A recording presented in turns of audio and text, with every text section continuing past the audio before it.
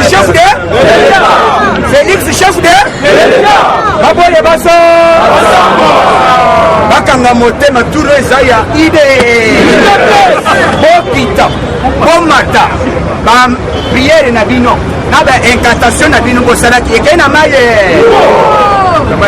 o ide pesa kozaka pouvoir te o ba belge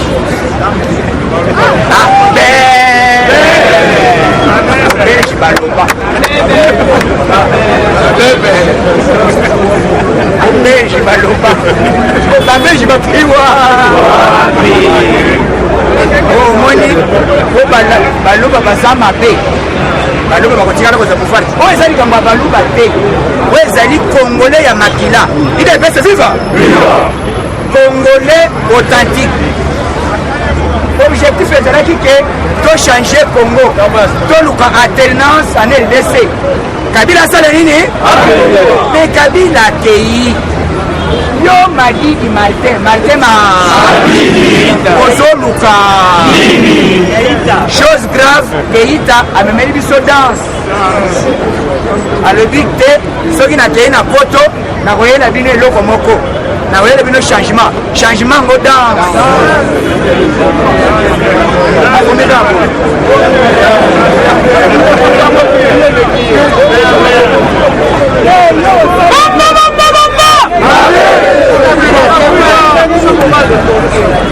Fayulu akomi kobina mbeyambe moto akomi ya danse soki omoni politicien achange identité akomi kobina yeba ke mayele esuki fomi achange carrière akoma na ye liste ya jibe azoluka baorokestre ya bengo na wera zozela ye aya kozwa guitare babeta danse vérité de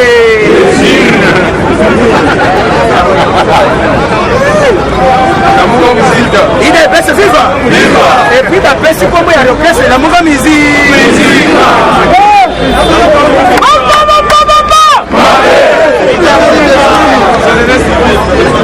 politicien moko ya motema sokande soki omoni moto aza na motema mabe identité na ye aza étranger akolinga te yo congolais obongo eza boyi te me bato tout monde entier na esika bato baboya bato na États-Unis d'Amérique bandimi balobi yo nde chef de po bachange bandimaka bayebisi bacongolais nyonso boye po bondimaka Félix aza président il faut toyembela bino l'hymne national ya RDC na Washington la voix de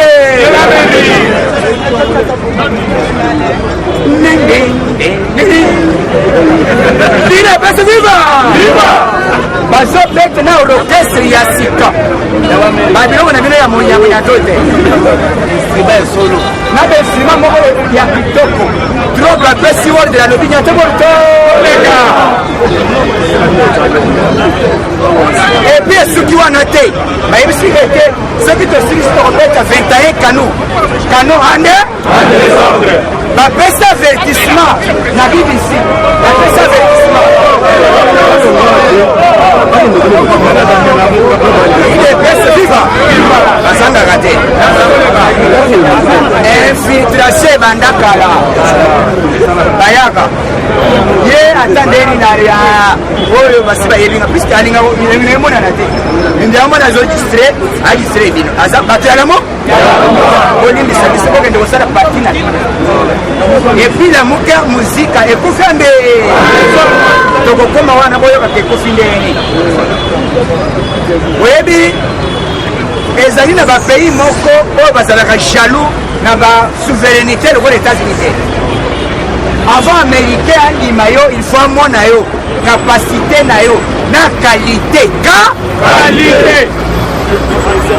bapese Fachi na quantité ya Congo na qualité il mérite d'être un chef de balobi bakei sondage bakei na moment ya campagne balobi te seule personne qui mérite d'être élu en RDC tala papa omoni makambo ya campagne ezali nango ngai nalobaka bato bandimaka te ngai nalobaki déjà élection ezala vert ezala rouge félix eke chef de bamosusu balebi te ya kosalaka bisoko aza moto ya formol eske ngai nasala na mama ye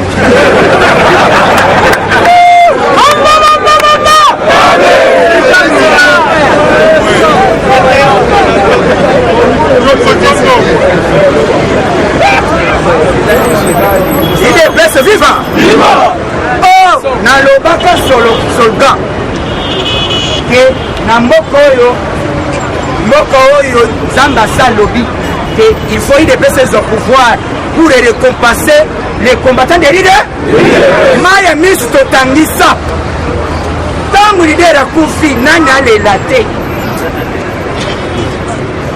papa bakufa bamusu bakufa mais lite oyo tobunda pendant 37 ans Tshisekedi omulumba akufi siko nani akorekompense ile pesa Nzambe alobi te consolateur aye Moïse akufi mais Josué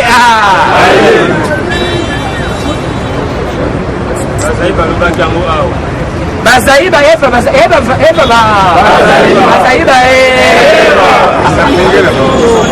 azala moto achangeaka par parole na ye bikende ye moko alobaki na parole na ye kete idepese Moïse akufi mais Josué azali komo de Félix Seketilo mais akomi epa Martin Madidi achange identité mais hier parce que hier azalaki epa Janine Mabunda yebiseke te avant oyo awa yo ozwi reconnaître le chef de l'état na loba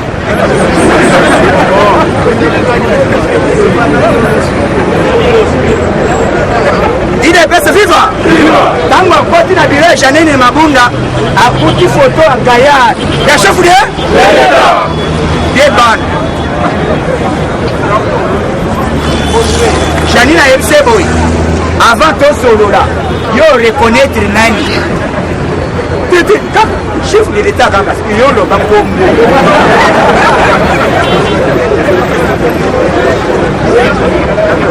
loba kombo tikaka institution ke institution loba kombo puisque chef de l'état za institution oyo ezalaka intoucha yango yoki bakomi eva bazali bachange langage alebi te nayebama aza mwasi biso nyonso tosangana po totonga ekolo na biso batuni eske ndenge oyeboyi eske makambo ya kokonteste alebi te tozali na opposition makambo ya kokonteste ya vérité des îles abu mc bande mais mc ya charman Jean-Pierre Mbemba Charman control aya ote Charman aye akobengana kabila lobi soka nde muyibi alibo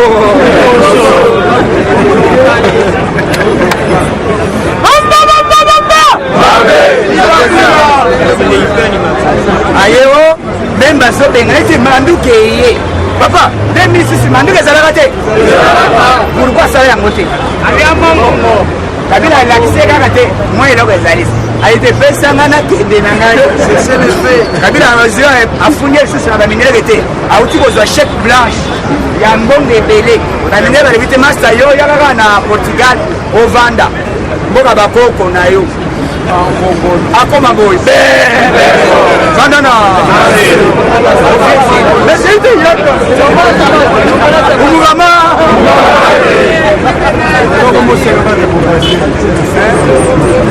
lelo akomi kosengo nazo conteste mosengo mpe awangani fayulu mosengo alobi te toza na ata likambo na likambo eza na ntango na yango tokontestaki me ezali tokendaki na rere chef de l'état aza kaka epuis tomoni bilembo bango bazalaka mabe liboso baescroke bamindele na mbongo bapesaki bango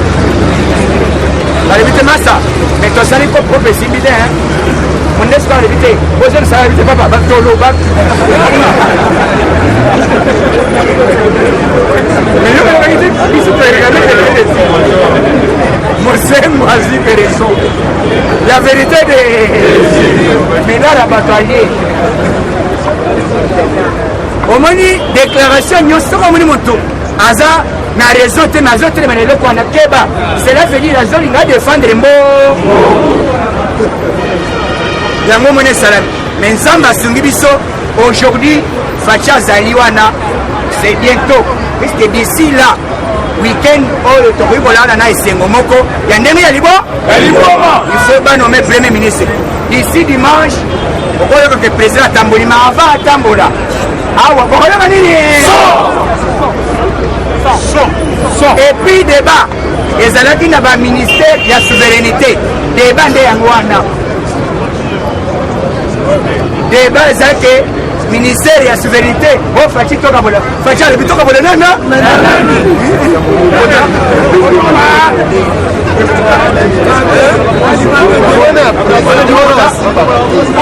idps viva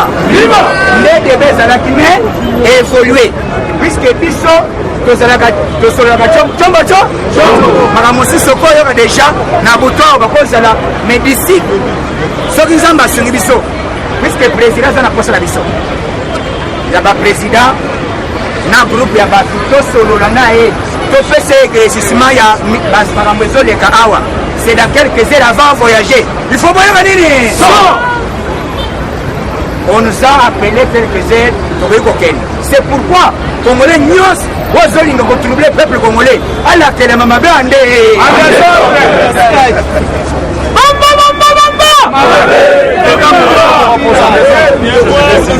oyo nyonso azolinga kotroubler idps crise ezawa moto azobela zawa o crise osende idps aba crise eske bozobela o crise osende idps crise yango il faut bakende kotiango na mlc na sd eza boyi te kuna mama na crise puisque katumbi alobi boyi les 20 nazoya ye kuna mpe akomi o na mpe nazobanda tourno siko francis kalomba atuni ye boyi okobanda tourno en tant que epuis azosenga président ainterpele ye avoyager lisusu te ye aza na qualité ya kotambola lisusu na kombo ya lamoka toza mpe na campagne te puisque na moment ya campagne bako autorize yo mais campagne eza te na village ozokende kosala soki bakuti ye wana ordre ezopesama soki bakuti asangisika bato o yaka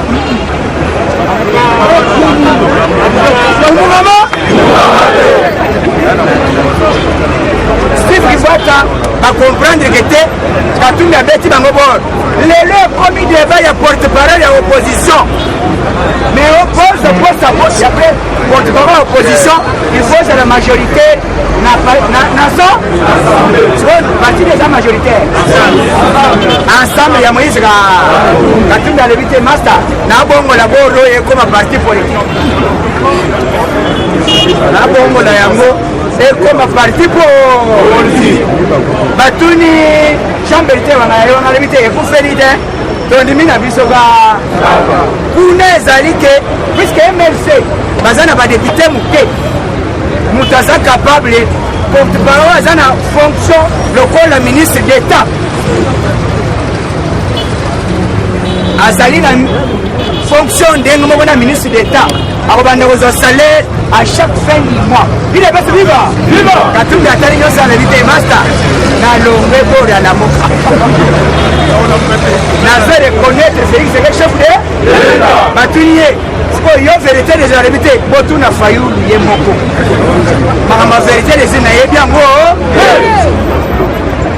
donc baye botuni lisusu donc owangani fayulu alobi te c'est j'ai dit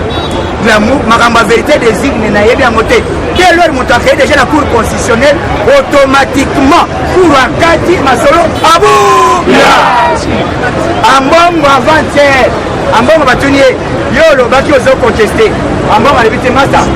contestation tiwa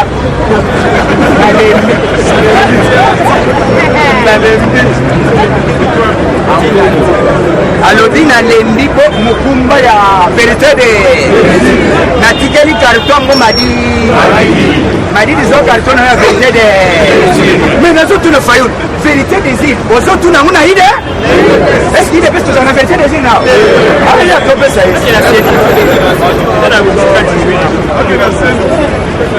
sene alobi soko meki bumana akomi kosenso vérité des îles eloko moto mentalité ya ye eza mentalité moko déjà ozo comprendre que te aza lokola moto homosexuel ayelela ye ezali mayele donc azwi historique lokola nyama aza jabolo sata ya mokila baningo bachange okosa l'opposition moko ya républicain mais yo zo conteste Félix wazali reconnu sur le plan national de inter et pour preuve fatia zote l'Israël bientôt donc balobi te fati po oza développement na Congo ifoya na Israël po tobongola Congo tochasse milimo ya ba Jean-Pierre Mbemba na ya ba Moïse na bango nyonso alake mboka nyonso esanganaka na Israel puisque ambassade ya Israel eza awa te soki ambassade ya Israel ekoti awa automatiquement milimo nyonso ya bamobutu ya bamuze ya banani mande Joseph kabilaka ba milimo nyonso ya bamadi milimo nyonso ya bamozito Adolphe mozito ado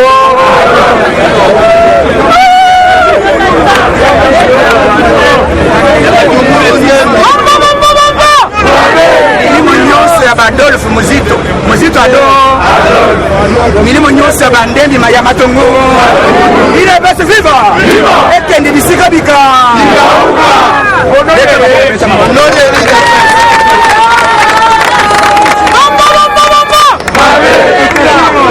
IDPS viva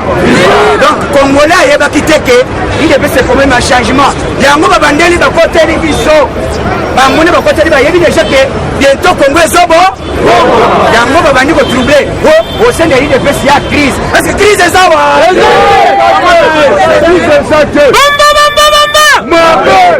donc tozala kimia président azokende po alukele biso papa ye na sa et puis mboka nyonso esanganaka na Israel sur plan spirituel boza délivrance ya ndenge ya liboma mboka ba Jésus mboka banani ya baye esika Jésus abotama yesu mwana bongo yo siko telema na mulimo ya Jésus na ya bafayulo ekosima ekozala bisika bikala olode IDPS viva donc tokodélivrer en commençant par Mozito tokodélivrer bango nyonso et puis Fatia akomi pasteur ya ndenge ya liboma abandi koteya kobongola mitema ya bandeko ya FCC lobi kaleve alobia bato ya FCC boza bengra batutu ya FCC bawangani kabila balobi te masawolo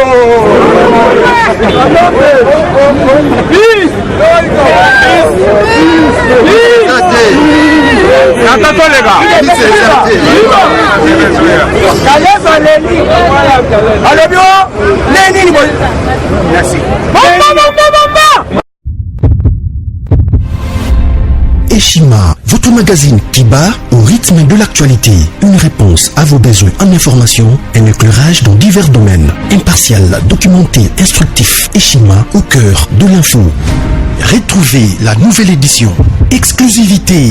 Félix Antoine Tshisekedi, son jour pour séduire, alors que son élection historique à la tête de la RDC n'arrête d'éblouir. Le président de la République, Félix Antoine Tshisekedi, décide de mettre le bouchée double en présentant son cheval de bataille pour le 100 jours de son quinquennat. Infrastructure, santé, éducation et le bien-être social. Félix Tshisekedi, plus que jamais au chevet du Congolais.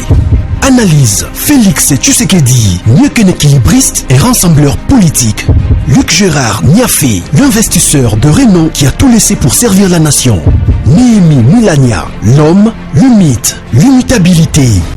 Découverte, Denise Nyakeru Tshisekedi, la touche maternelle d'une femme de conviction. Valérie Kabamba Ruvunangiza, chef d'entreprise promoteuse. Nation, Jean Bosco Kayombo impulse les renouveaux de la SNEL. Focus, Prince Kokola, Kantitima, une intégrité et un nationalisme sans tâche. CNSS, Agnès Mouad Nawej milite pour l'appropriation de la nouvelle loi sur les prestations sociales. Dossier Eshima, droit de la femme, le combat permanent. Politique, Fofo Kondi, un passionné de la jeunesse à l'Assemblée nationale. Coalition Cash FCC, pénible décollage. Économie, code minier, l'héritage qui divise. Retrouvez l'intégralité du magazine Eshima dans les kiosques. Eshima Magazine, un nouveau standard d'information.